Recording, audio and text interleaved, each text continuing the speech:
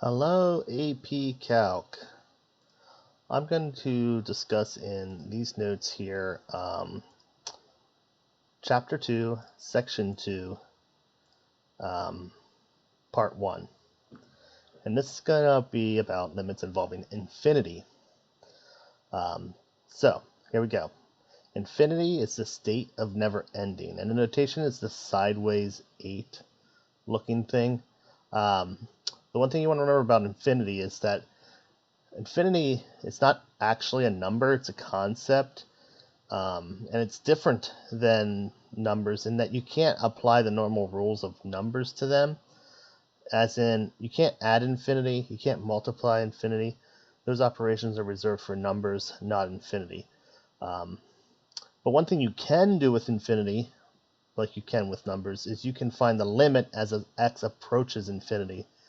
And the limit as x approaches infinity of f of x is asking the question, what does this function do as x values get very big on the number line on the x-axis when x values are going very far to the right? Okay, for the x approaching positive infinity, it's when you're going very far to the right on the coordinate plane.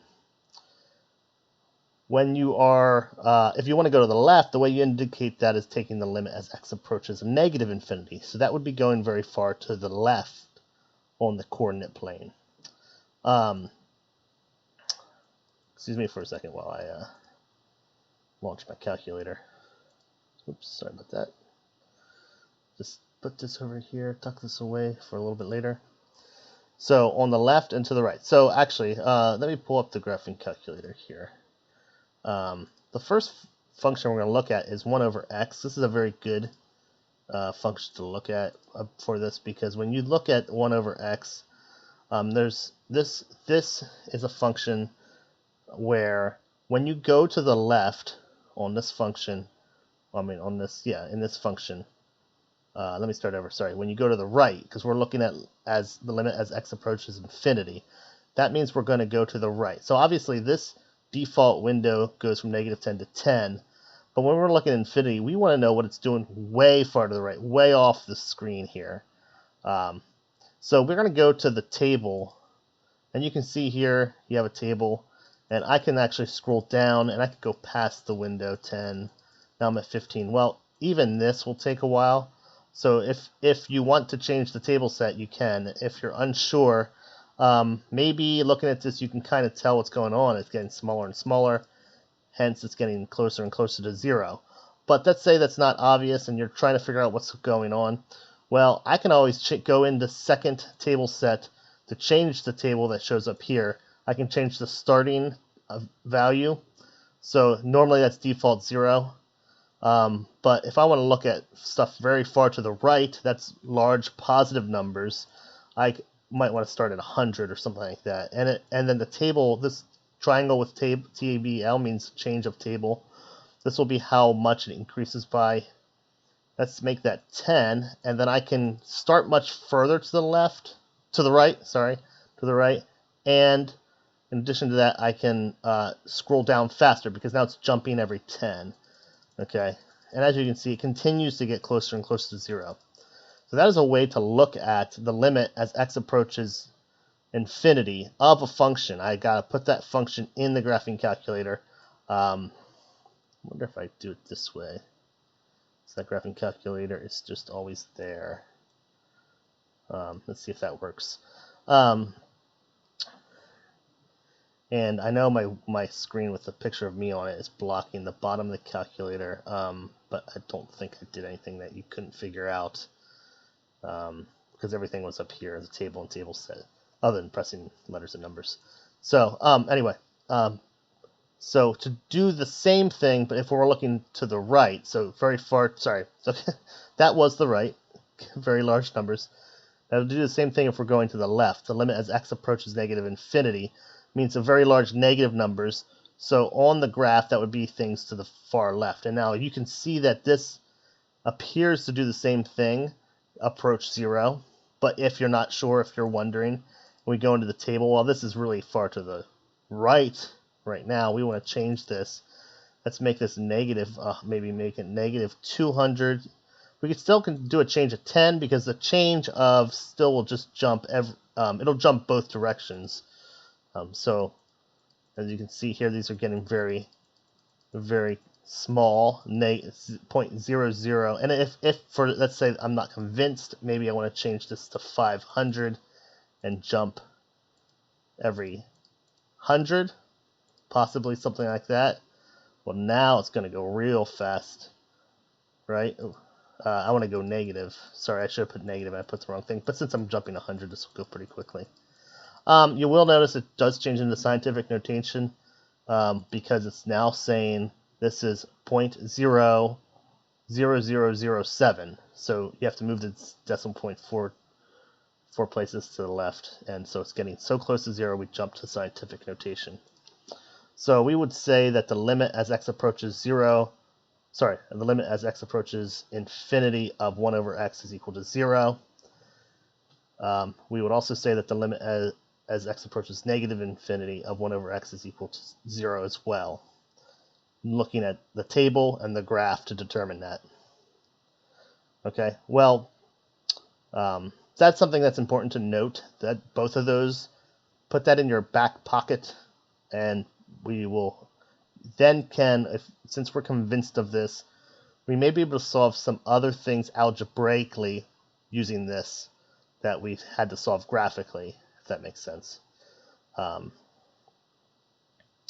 Also, it's an important note, or something in general, that whenever you have two functions, this is a rational function where there's a function over a function, where the top function, you know for certain that the top function will grow slower than the bottom function, or maybe I should say it this way, the bottom function will grow faster than the top function. That will always have a situation where it'll go to 0. What's happening here is 1 is a constant. Okay, so 1 is actually not growing at all. Well, x is growing like a linear function, like the default linear function. Well, so what does that mean? Well, this is growing and this isn't, so it's going to go to 0. Like the larger number you put in, this is going to be 1 the whole time, and this is going to grow bigger and bigger the larger the numbers go. Okay. So we have talked in pre-calculus, we talked about horizontal asymptotes. Now we have a real definition of a horizontal asymptote. The actual mathematical definition of a horizontal asymptote is the line y equals b is a horizontal asymptote if either the limit as x approaches infinity of the function is equal to that b, or the limit as x approaches negative infinity of the function is equal to b. Example B. So this was example A. Just going up there to double check that. So example B. Find the limit. Let me just make sure there's nothing cut off here. Okay. Find the limit as x approaches infinity of 2x squared plus x over x squared, and determine if there's any horizontal asymptotes. Okay, so let's go through this. You ready for this? All right. To simplify this, there's a couple things you can do algebraically. In the notes, what I do is I actually take every term and I put every term over x squared. I'm taking the largest power, the largest term, the what's it called? Leading, I'm drawing a blank right now, but the term with the largest power, not leading coefficient,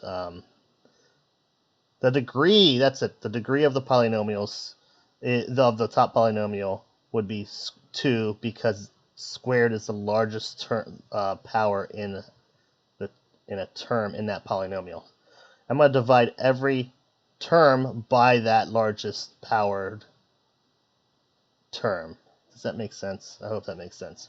So for instance, x squared, the variable we have x is, okay, so we have an x squared, we have an x to the first, we have an x squared. X squared is the largest. I'm going to divide each term by x squared. So I can do this if I do it on the top and the bottom. That's a legal move if I do it on both the top and the bottom. It's kind of like simplifying fractions or something along those lines. What I get then when I do that is I'll have 2 plus 1 over x over 1, okay? And the significant part of this is that I'm getting 1 over x's, or I'm getting 1 over x squared. So when I do this, 1 over x squared would be 1 over x times 1 over x. And I'm managing to get 1 over x. That's the important part. Because then I can break the limit down into parts. Well, the limit as x approaches infinity of 2 will be 2, because that's going to be a constant. The larger you get, it's still always going to be 2. And here we have a limit as x approaches infinity of 1 over x. That's going to go to 0, like we determined. And therefore, there's a horizontal asymptote at y equals 2. Okay, and we can show this algebraically using this limit as x approaches infinity of 1 over x going to 0. And we can kind of almost, well, I shouldn't say all, but we can solve a bunch of things using this knowledge. So, and hopefully it makes sense that if you have a constant, the limit as x approaches infinity of a constant, it will always be that constant. So we just showed that there's a horizontal asymptote at y equals 2 because the limit as x approaches infinity of this function goes to 2. And the definition of a horizontal asymptote is the limit as it goes to a constant. So that's what I was just saying about constants. That's in the notes. You'll see that in the notes. Note that if the limit as x approaches infinity of a function goes to infinity, or will go into infinity if the top outgrows the bottom. So if ever you have two functions, one over the other, and you know the top will grow faster than the bottom, you will not have a horizontal asymptote in those situations. That is actually kind of most functions. If you think about like any function, like basic function like x squared, is technically x squared over 1, or could be written as x squared over 1. Well, x squared is going to grow faster than the constant 1, and so that won't have a horizontal asymptote. Okay. Example 1 from the book, page 76, number 5. Use graphs and tables to find the limit as x approaches infinity of 3x plus 1 over the absolute value of x plus 2. This absolute value causes us to makes it not possible to use the system where we would divide every term by x, like we did in that previous example, because that absolute value throws a wrench into it. But they're asking us specifically to use graphs, and not necessarily, we don't have to do this algebraically anyway. So, so on the calculator, maybe I should turn off my camera to make this a little bit easier to see, the calculator. Is that red box there for, I don't know if that red, okay, I think I got, I don't know if there's something showing up or if that's just a video recorder. So I'm going to go into my y equals. I'm going to put parentheses around the numerator, 3x plus 1. And I'm going to divide by math, num, abs, that's the absolute value, plus 2. Denominator is also grouped into parentheses. Let me do a zoom 6 here. I don't think I changed that, but all right. All right, so this is what this graph looks like. It's kind of hard to tell from this graph what exactly this is going to. Maybe 3, maybe 4, but it does look like it's flattening out. But it's also possible, it's a very possible thing, that this is just growing very slowly, like the absolute value function is one that just goes up and just grows kind of slowly. It's very possible that that's what this one's doing, but the absolute value will always keep on growing. It's not going to level off, so that wouldn't be a horizontal asymptote from the absolute value. Sorry, what did I say the absolute value for? Sorry, the square root. What I was thinking of that kind of levels off is the square root function. So let me just show this to you, what I'm trying to say here. Graph. So here's the square root function. See how that kind of just grows slowly? That's what I was meaning to say. The square root function. It's growing very slowly. So something like this continues to grow indefinitely. It doesn't level off. So it doesn't approach anything as x approaches infinity. Now, what I was trying to say was maybe this function is doing something similar to that, or maybe it is leveling off and it does approach something specific as x approaches infinity. I don't know from this graph.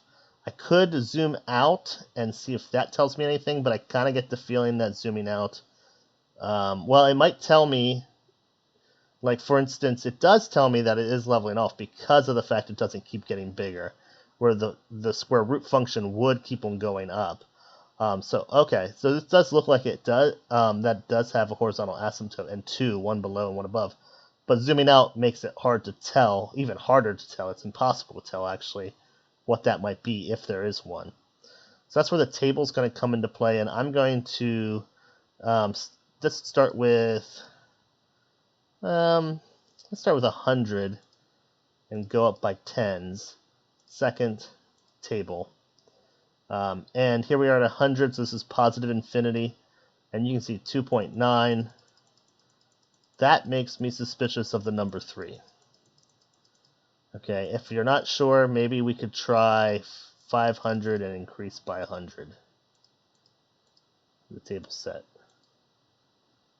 Yeah, it's definitely 3. Now, what might the calculator might at some point actually just start rounding up to 3 if you get large enough. Let me try 5,000. Actually, that's not that much higher than what it was. Let's try 10,000. Second. Wait, did I do 100,000? I did 100,000. And still, you can see that's getting very, very. It's just trying to get closer and closer to 3. It will never actually reach 3, but it's trying. So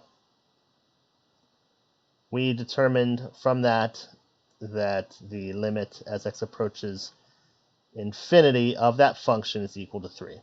Let's do the same on the left side, so I'm going to make this negative. Let's just do 1,000 off the bat.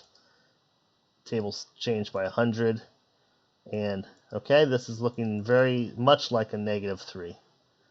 And I probably don't need to go into quite as much detail because it's going to be very similar to what I just did if I make them bigger and bigger.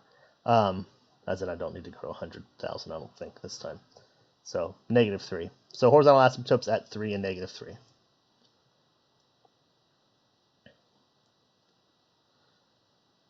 The limit as x approaches infinity of sine x over x is 0.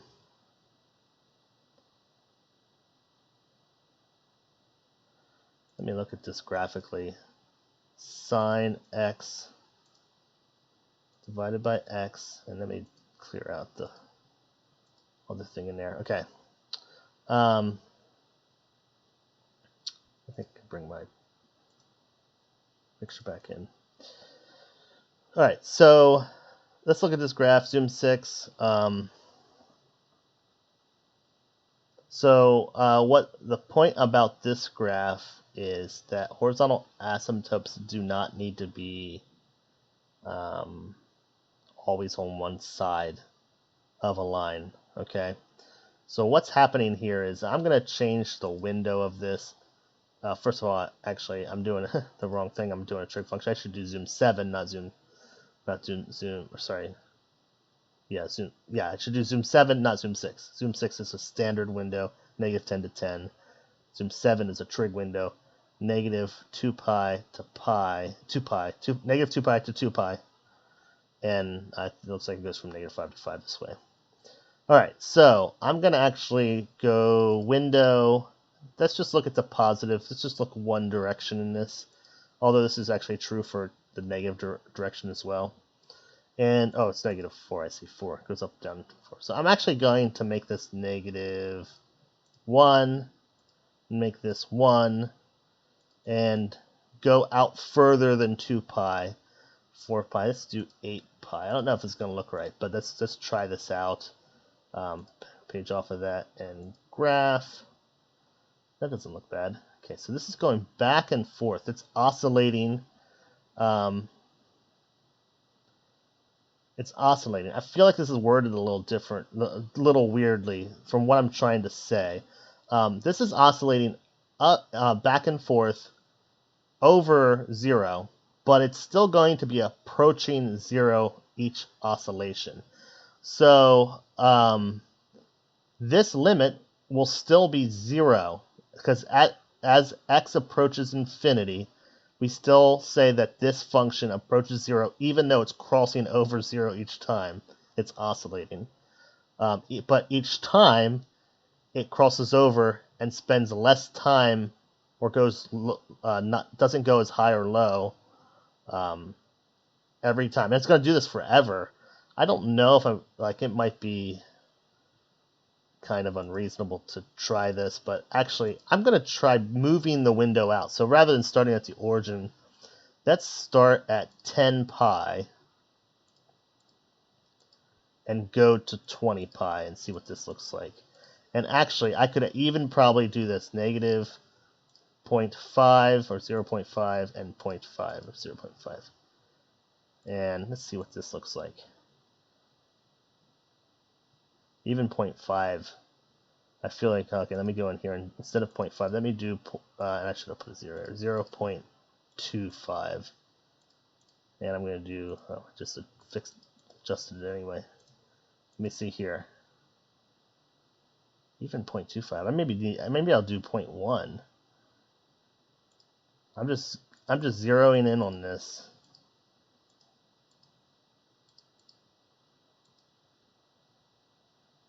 Just zooming in on it. See how it's getting closer and closer each oscillation. All right, what if I go 20 pi to 30 pi? Oh, move my thing a little. All right, and change this to 0.05.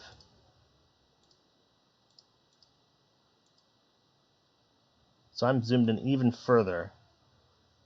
It still is getting closer and closer to 0. So my point being, the further we go out, it's still getting closer to 0, even though it's going past it. Okay, that's the point. Hopefully that made sense. We'll want to use this knowledge as well, the fact that the limit as x approaches infinity of sine x of x. We'll use that to solve things algebraically. So we have two things now that we know. The one is 1 over x goes to 0. Where was that? We learned that up here, somewhere here. That's important. And sine x over x equals 0. All right, so here, example 3. The limit as x approaches infinity of sine x over this 2x squared plus x.